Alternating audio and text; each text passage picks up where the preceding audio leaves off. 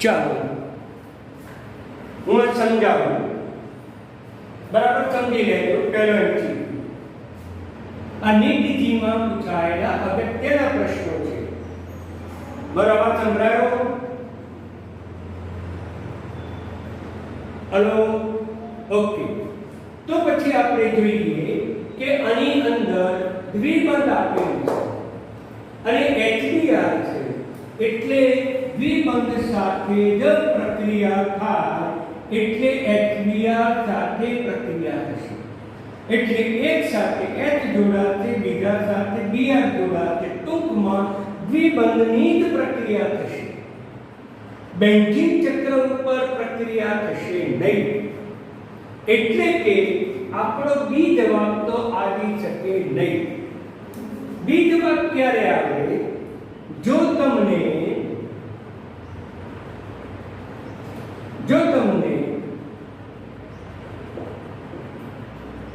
HBr સાથેની પ્રક્રિયા વખતે જો ઉદ્દીપક આપેલો હોય, FeBr3 ઉદ્દીપક આપેલો હોય, તો પછી જવાબ કયો થાય?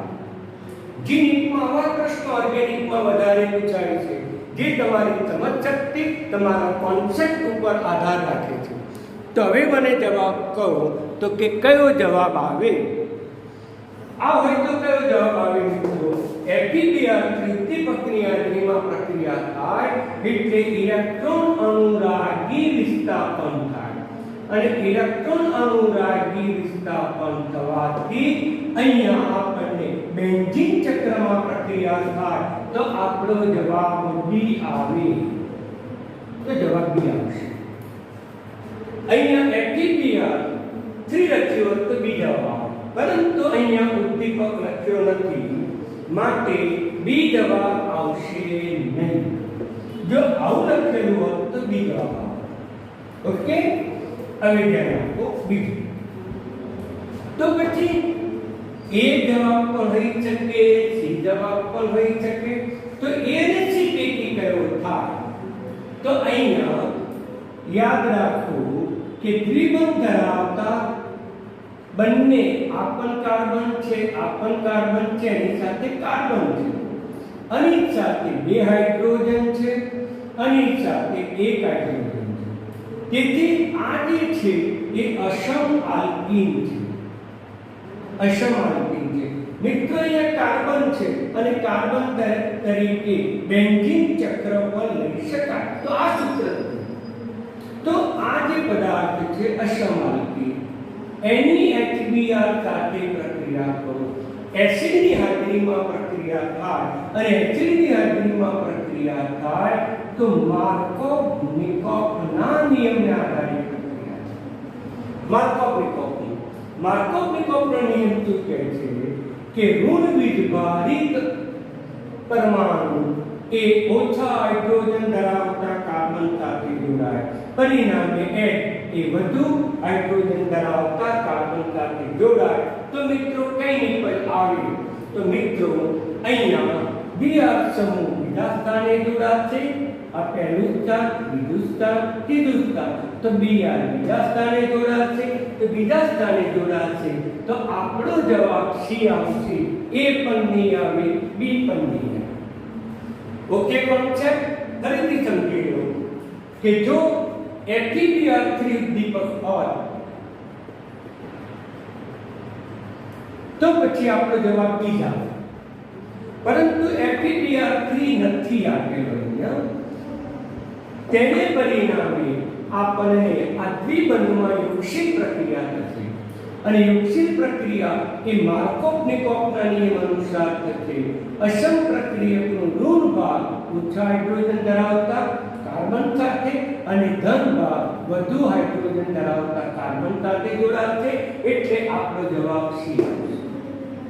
ઓકે, બધા જ સિદ્ધાંતોની ચર્ચા કરી, બરાબર ધ્યાન.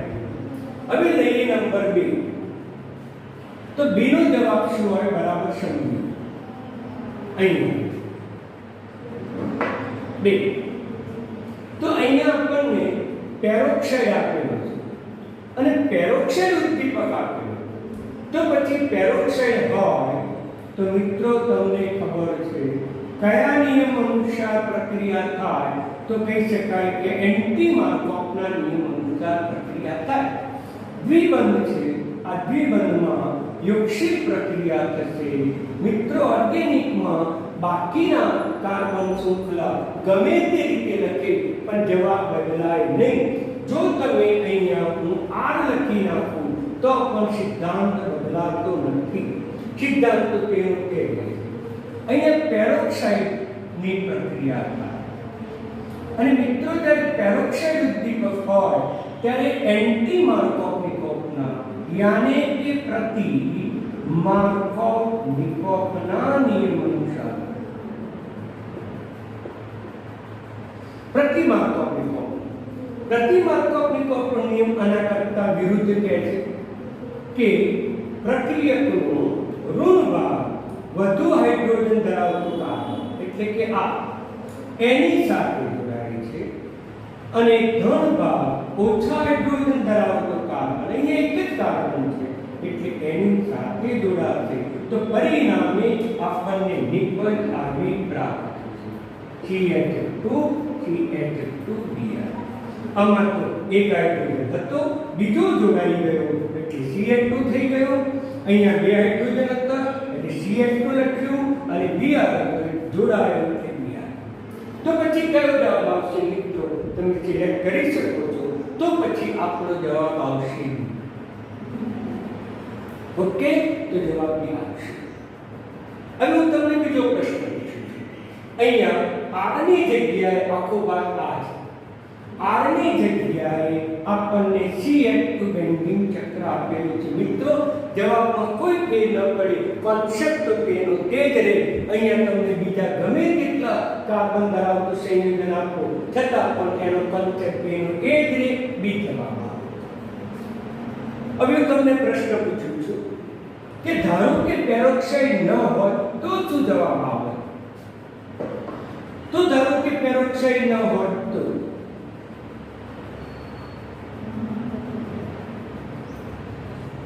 તો પછી કયા નિયમ અનુસાર પ્રક્રિયા થાય? તો પછી માર્કોવ-નિકોવના નિયમ અનુસાર પ્રક્રિયા થાય. તો પછી અસમ પ્રક્રિયકનો ઋણ ઘટક ઓછા હાઇડ્રોજન ધરાવતા કાર્બન સાથે અને ધન ઘટક વધુ હાઇડ્રોજન ધરાવતા કાર્બન સાથે જોડાય. તો પછી આપણો જવાબ આવો આવે.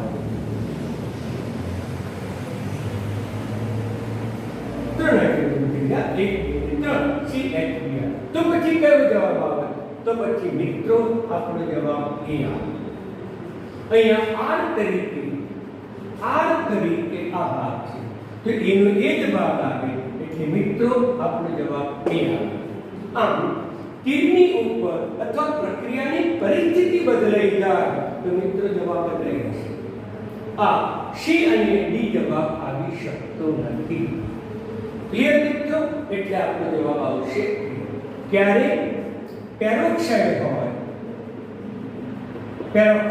તો બી જવાબ, અને પેરોક્સાઇડ ન હોય તો પછી એ જવાબ. પેરોક્સાઇડ એન્ટી માર્કોવ-નિકોવનો નિયમ અને પેરોક્સાઇડ ન હોય તો પછી માર્કોવ-નિકોવનો નિયમ. જો આ ન હોય તો જવાબ એ લખાય, આ હોય તો જવાબ બી લખાય. ક્લિયર કોન્સેપ્ટ મિત્રો? બરાબર સમજી ગયો. હવે આપણે ત્રીજાનો જવાબ લઈએ. ત્રીજો સિમ્પલ છે, બરાબર વિચારો.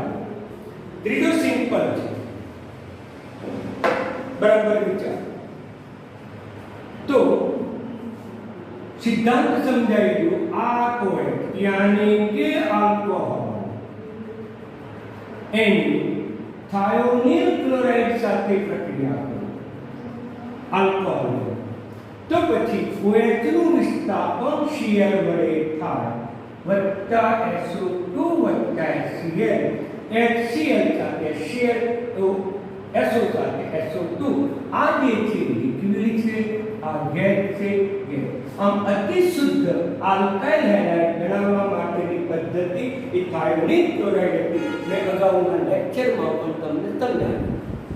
હવે આ કયો પદાર્થ છે? ફિનોલ છે કે આલ્કોહોલ? તો મિત્રો આલ્કોહોલ જ છે. આનું નામ શું થાય? તો આનું નામ થાય સાયક્લોહેક્સેન. हेक्सेन मित्रों नाम थे साइक्लोहेक्सेन परंतु OH लगावी दो तो पाचल और प्रत्यावे साइक्लोहेक्सेन मित्रों समझी लो आर छे જ્યારે અહીંયા સાયક્લોહેક્સેન આટલું ડિફરન્સ છે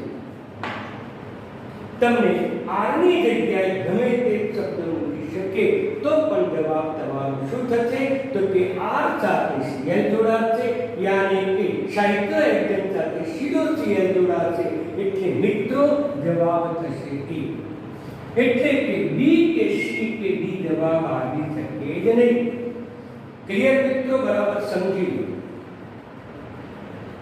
અહીંયા આ પદાર્થ આર ની જગ્યાએ ગમે તે મૂકો તો પણ જવાબ એનો એ જ થાય બરાબર દાખલા તરીકે તમને આવું પૂછ્યું હોય બેન્ઝીન ચક્ર CH2CH2 વત્તા થાયોનિલ ક્લોરાઇડ તો શું થશે મિત્રો OH નું વિસ્થાપન થશે Cl ની મદદથી અને OH નું વિસ્થાપન Cl ની મદદથી થાય તો આ નિપજ મળે તો મિત્રો આ આખો ભાગ શું છે તો કે આ જો આવી બાબતો તમે સરળતાથી સમજી શકતા હો તો પછી ઓર્ગેનિકના કોઈ ડેન્સિટી નીચે અઘરા નથી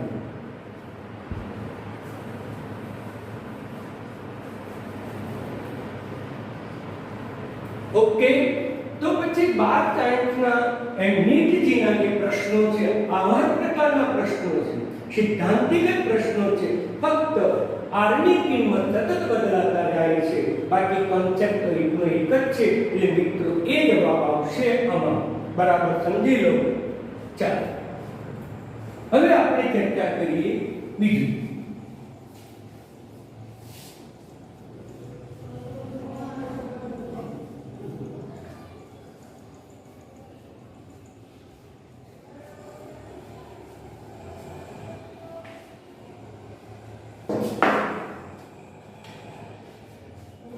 चौथा एमसीक्यू મૂકું છું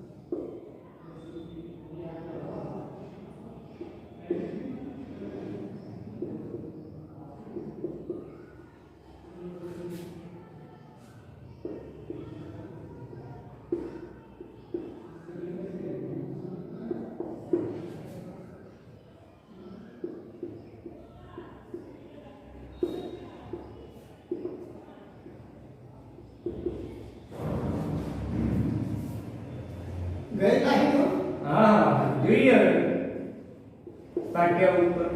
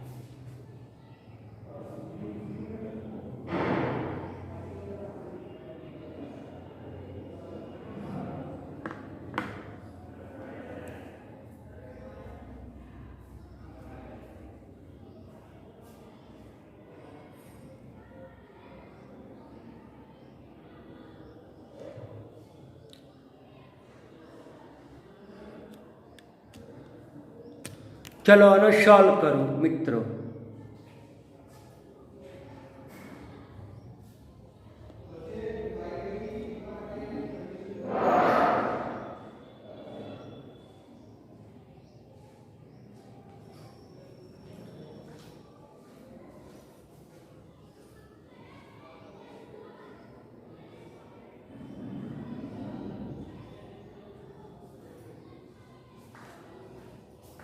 ચાલો તો જવાબ શું આવશે વિચારો.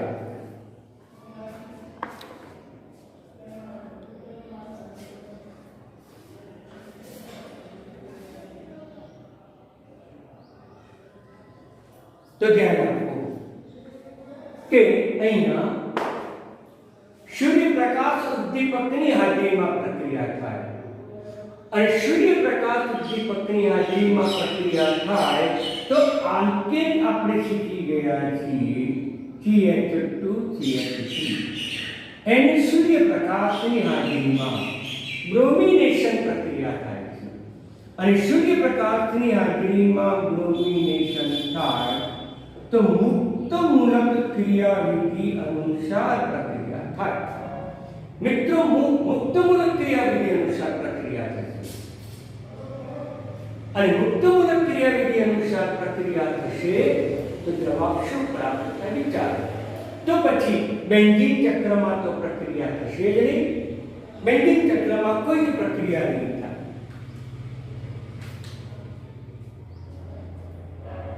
તો પછી આ બે ઉપર પ્રક્રિયા થશે તો બે વિકલ્પો થશે. આ પહેલો કાર્બન, આ બીજો કાર્બન. મિત્રો પહેલા કાર્બન ઉપરથી હાઇડ્રોજન દૂર થાય તો પછી 10 મુક્ત મૂલક પ્રાપ્ત થાય. બીજા હાઇડ્રોજન ઉપરથી હાઇડ્રોજન દૂર થાય તો 20 મુક્ત મૂલક બને. તો મિત્રો મને એ સમજાવો કે કયો મુક્ત મૂલક વધુ સ્થાયી છે, 10 મુક્ત મૂલક સ્થાયી છે કે પછી 20 મુક્ત મૂલક સ્થાયી છે? તો પછી આપણે સરળતાથી લઈ શકીએ કે 20 મુક્ત મૂલક એ વધુ સ્થાયી છે અને 20 મુક્ત મૂલક વધુ સ્થાયી હોવાથી Br જે સમૂહ છે એ Br સમૂહ Br મુક્ત મૂલક કોની સાથે જોડાશે? તો દ્વિતીયક મુક્ત મૂલક સાથે જોડાશે એટલે કે બીજા કાર્બન સાથે જોડાશે. ઓકે મિત્રો, તો પછી R તરીકે શું લઈશું? તો R તરીકે આ આખો સમૂહ લઈશું. તો પછી આપણો જવાબ કયો આવશે મિત્રો? તો પછી પહેલા સ્થાને તો Br સમૂહ નહીં જોડાઈ શકે, આ પ્રક્રિયા ન થાય તો R તરીકે એ રાખીને આ કેન્સલ. હવે અહીંયા સૂર્યપ્રકાશ ઉદ્દીપકની હાજરી છે એટલે બેન્ઝીન ચક્રમાં પ્રક્રિયા થશે નહીં અને બેન્ઝીન ચક્રમાં પ્રક્રિયા ન થાય તો બી જવાબ પણ ના આવે. હવે અહીંયા સિંગલ બંધ છે અને સિંગલ બંધ છે, યોગશીલ પ્રક્રિયા ન થાય, બે Br સમૂહ ન જોડાય તો સી જવાબ પણ ના આવે. તેથી આપણને આ ડી જવાબ આવશે. તો મિત્રો ડી જવાબ સાચો. બરાબર સમજી? ડી જવાબ સાચો. અને જો કદાચ તમને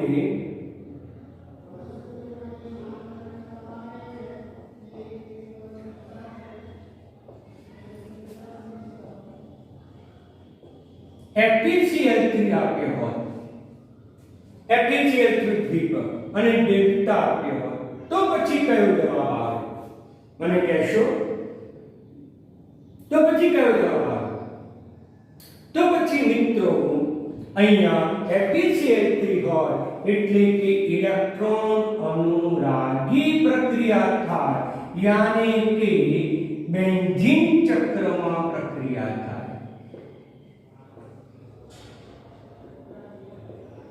ઓકે મિત્રો, બેન્ઝીન ચક્રમાં પ્રક્રિયા થાય અને બેન્ઝીન ચક્રમાં થાય તો કાં તો ઓર્થો સ્થાને જોડાય કાં તો મેટા સ્થાને. મિત્રો NO2 સમૂહ જે છે એ NO2 સમૂહ એ મેટા પ્રેરક સમૂહ છે, જ્યારે ઇથાઇલ સમૂહ યાની કે આલ્કાઇલ સમૂહ એ ઓર્થો પેરા પ્રેરક સમૂહ જે તમે ધોરણ 11 માં શીખી ગયા છો. ઓકે મિત્રો, તો પછી અહીંયા તમારે ધ્યાનમાં રાખવું પડે કે આનો ઓર્થો સ્થાન કયો? તો આનો ઓર્થો સ્થાન આ થશે. આનો મેટા સ્થાન કયો? તો એનો મેટા સ્થાન આ થશે. બંનેનો આનો ઓર્થો સ્થાન છે, પડોશી સ્થાન ઓર્થો એ આ થશે અને આ મેટા પ્રેરક છે એટલે મેટા સ્થાન પણ આ જ થશે. આ ઓર્થો મેટા અને સાપેક્ષમાં આ ઓર્થો મેટા અને સાપેક્ષમાં ઓર્થો થશે. માટે મિત્રો અહીંયા બીજા સમૂહ દાખલ થશે તો તે વખતે આપણો જવાબ કયો આવશે મિત્રો? તો તે વખતે આપણો જવાબ બી આવશે. બરાબર સમજી લો મિત્રો, આ બંનેનો જવાબ અલગ અલગ છે. અહીંયા સૂર્યપ્રકાશ ઉદ્દીપક અલ્ટ્રાવાયોલેટ છે અને સૂર્યપ્રકાશ ઉદ્દીપકની હાજરીમાં મુક્ત મૂલક ક્રિયાવિધિ અનુસાર થાય અને મુક્ત મૂલક એ આલ્કેન વાળો ભાગ આપે એટલે કે આ આપે. આમાં પહેલા સ્થાને જો જોડાય તો 10 મુક્ત મૂલક બને, બીજા સ્થાને જોડાય તો 20 મુક્ત મૂલક બને. મિત્રો 10 મુક્ત મૂલક કરતા 20 મુક્ત મૂલકની સ્થિરતા વધુ છે, માટે આપણને 20 ની પદ પ્રાપ્ત થશે એટલે 2 એટલે કે આ. અહીંયા r તરીકે આ ભાગ છે મિત્રો, તો પછી આપણે r તરીકે આપણે કયો ભાગ લઈ શકીએ? તો r તરીકે આપણે આ ભાગ લઈ શકીએ. આ r તત્માની ભૂલ આટલો ભાગ આ. તો પછી જવાબ એ જ થાય r CH2 r તરીકે પાછો ભાગ તમે સ્વીકારી લો. મિત્રો ઓર્ગેનિકના એમસીક્યુ બહુ અઘરા નથી, પણ એમાં તમને કાર્બન સંખ્યાઓની આપલે કાર્બન સંખ્યાઓમાં ફેરફાર કરે, બેન્ઝીન ચક્રમાં ફેરફાર કરે, પણ સિદ્ધાંતો તો તમારે યાદ રાખવા જ પડશે કે અહીંયા મુક્ત મૂલક ક્રિયાવિધિ અનુસાર અને આ આપ્યું હોત તો પછી જવાબ તમારો બેન્ઝીન ચક્રમાં પ્રક્રિયા થાય તો જવાબ બી આવે. ચલો ઓકે, હવે આગળ પાંચમો લઈએ. બરાબર સમજો.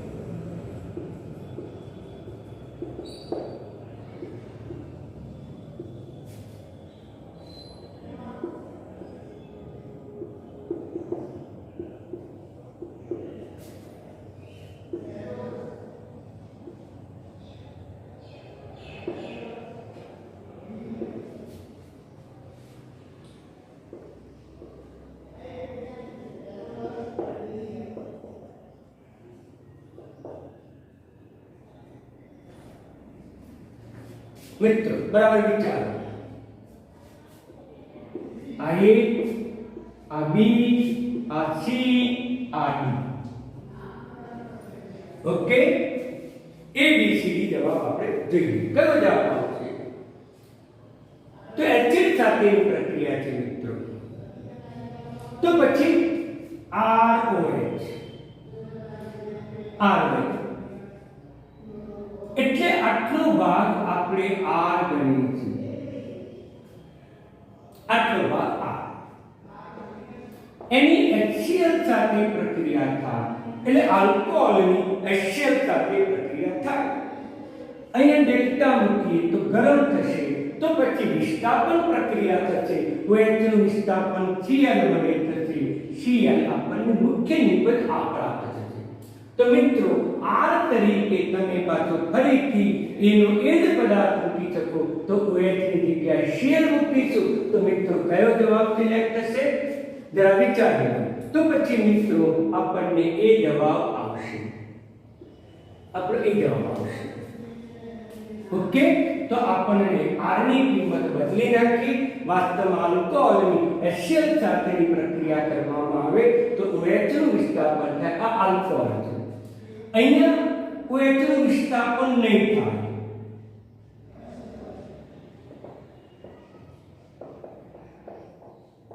કેમ ન થાય મિત્રો? કારણ કે જો OH અહીંયા હોય તો પછી આ પદાર્થ થઈ જાય ફિનોલ. આ પદાર્થ ફિનોલ થાય અને ફિનોલમાંથી OH સમૂહ આપણે સરળતાથી દૂર કરી શકતા નથી.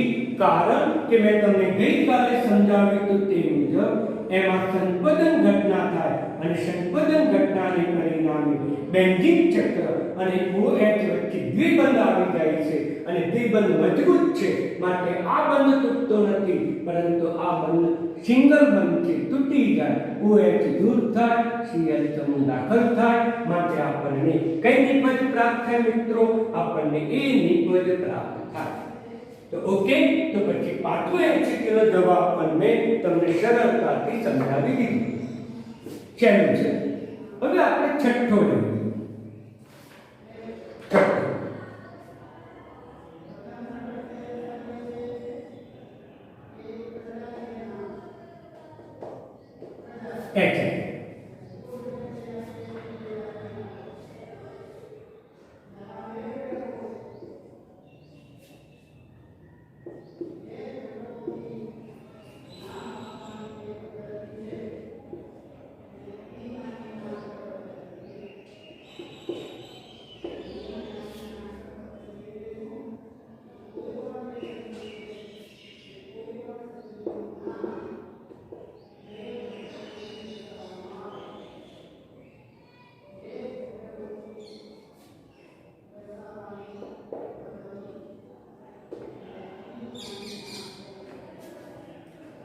चलो विचार कई निपज मळे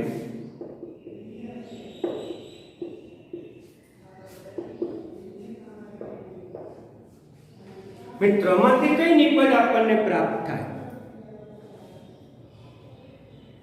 વિચાર.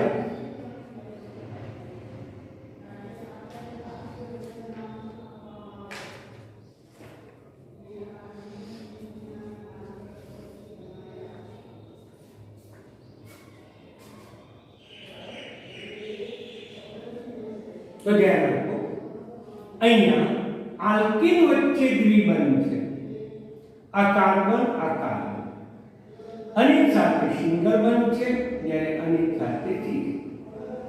આટલું મેં માળખું અહીંયા લખ્યું છે, બાકીનાની કઈ જરૂર નથી. હવે મારે HI સાથે પ્રક્રિયા થાય, HI સાથે યોગશીલ પ્રક્રિયા થશે, બે વિકલ્પ થશે, અને આપણે પહેલો કાર્બન ગણીશું અને આપણે બીજો કાર્બન ગણીશું. તો પછી આપણને મુક્ત મૂલક યોગશીલ પ્રક્રિયા થશે, અને યોગશીલ પ્રક્રિયા થવાથી આપણને અહીંયા કાર્બોકેટાઇન મળશે, અથવા તો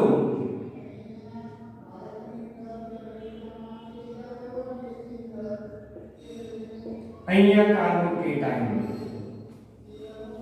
ઓકે, અહીંયા જે કાર્બોકેટાઇન મળશે એ કેટલા કાર્બન સાથે જોડાયો છે?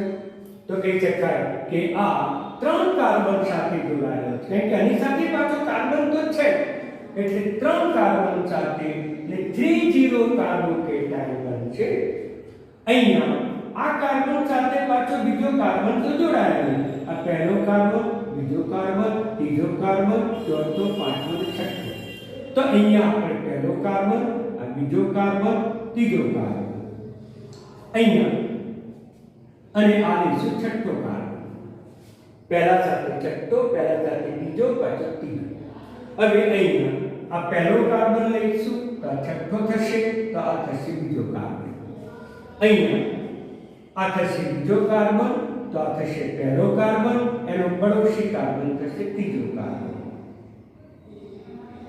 માટે આ કાર્બન બીજા બે કાર્બન સાથે જોડાયેલો છે, માટે 20 કાર્બોકેટાઇન બનશે.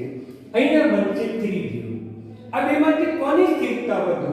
તો આની સ્થિરતા ઓછી, આની સ્થિરતા વધુ.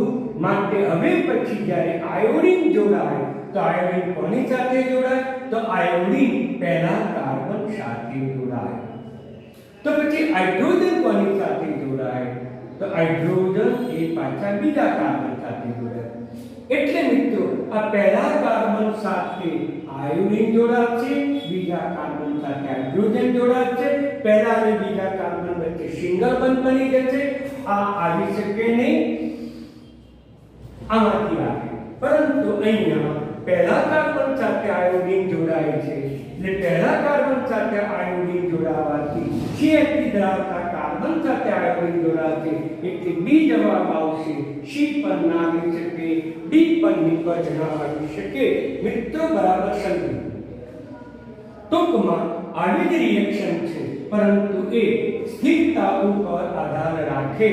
મોસ્ટ ઇમ્પોર્ટન્ટ હતું. હવે આપણે છેલ્લું આવી લઈએ સાતમું. સાતમું જોઈએ.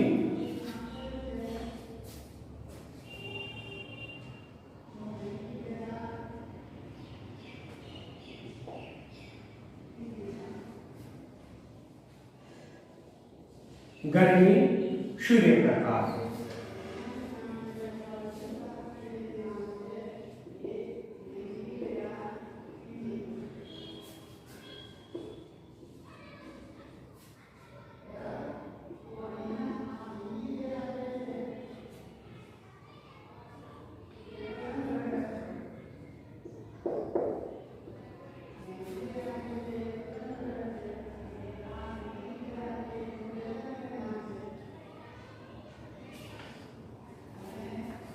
आ ए आ बी आ सी અને આ ડી જવાબ.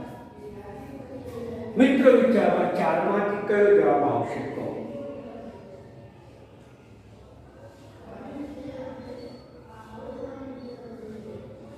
બોલો મિત્રો, આ ચારમાંથી કયો જવાબ આવશે? શોધી કાઢો.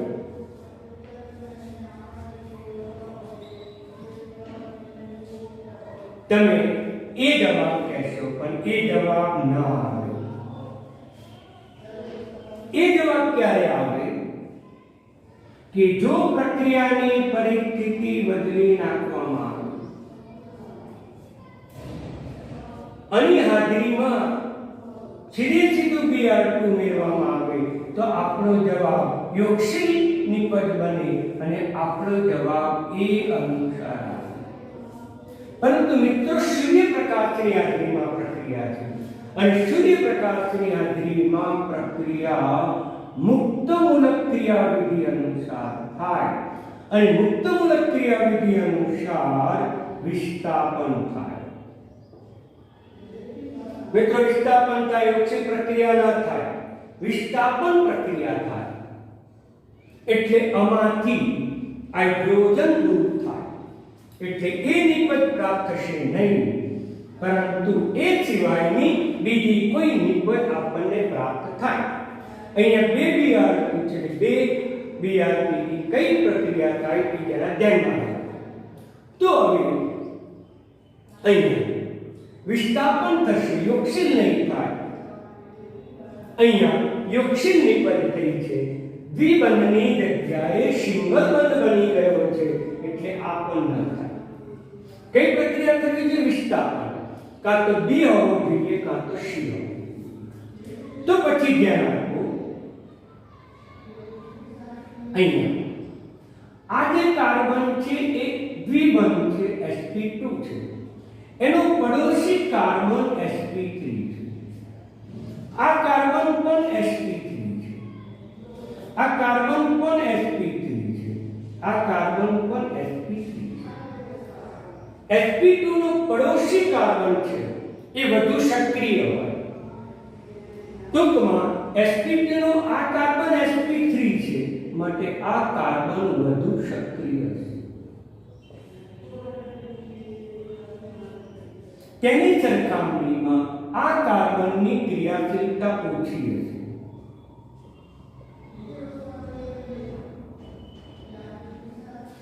અહીંયા પણ વધુ ક્રિયાશીલ. આ sp2 નો પડોશી કાર્બન બંને સરખું થશે પણ આપણે ઉપર તરફ ધ્યાનમાં લઈએ છીએ. તો પછી આ કાર્બન પર વિસ્થાપન પ્રક્રિયા થશે અને Br ત્યાં જોડાશે, દ્વિબંધમાં ફેરફાર થશે નહીં અને અહીંયા આપણને Br જોડાશે. કેટલાક કે આ sp2 લઈએ, આ sp3 તો એ પણ વધુ ક્રિયાશીલ. તો પછી આપણે નિપજ આવી આવે. મિત્રો બંને નિપજ એક જ છે. આ બંને નિપજ એક જ છે. આ દ્વિબંધનો પડોશી કાર્બન આપણે નીચે તરફ ધ્યાનમાં રાખ્યો, દ્વિબંધનો પડોશી કાર્બન આપણે ઉપર તરફ ધ્યાનમાં રાખ્યો એટલે આપણો જવાબ સી આવશે, બી આવી શકે નહીં. તો મિત્રો આ પ્રકારની સૈદ્ધાંતિક પ્રક્રિયા, સિદ્ધાંતિક જો તમે યાદ રાખો તો આવા નીટજીના ઘણા બધા પ્રશ્નો તમને આવડે. એટલે અત્યાર સુધી ગઈકાલ સુધી જેટલી થિયરી મેં શીખવાડી હતી એ થિયરીને આધારે મેં જીની ચર્ચા કરી છે. મિત્રો તમે પણ બરાબર અભ્યાસ કરજો. મેં મારા પેમ્પલેટની અંદર પેજ નંબર 5 ઉપર આ બધા જ એમસીક્યુ મેં આપેલા છે, પણ જવાબ મેં આપ્યા નથી. તો મેં આજે તમને જવાબ સમજાયા કે કઈ રીતે જવાબ આવે, 4 વિકલ્પમાંથી કયો આવે, ક્યારે આવે, કેમ આવે, એ બધી જ મેં તમને સમજૂતી સમજાવી દીધી છે. એટલે બાળકો બરાબર અભ્યાસ કરો અને સમજૂતી સાથે આવા એમસીક્યુ નીતિના પ્રશ્નો તૈયાર કરો. તો જે નીતિ ઓર્ગેનિક માટે બહુ અઘરું છે જ નહીં, એના સિદ્ધાંતો તૈયાર કરો. અસ્તુ.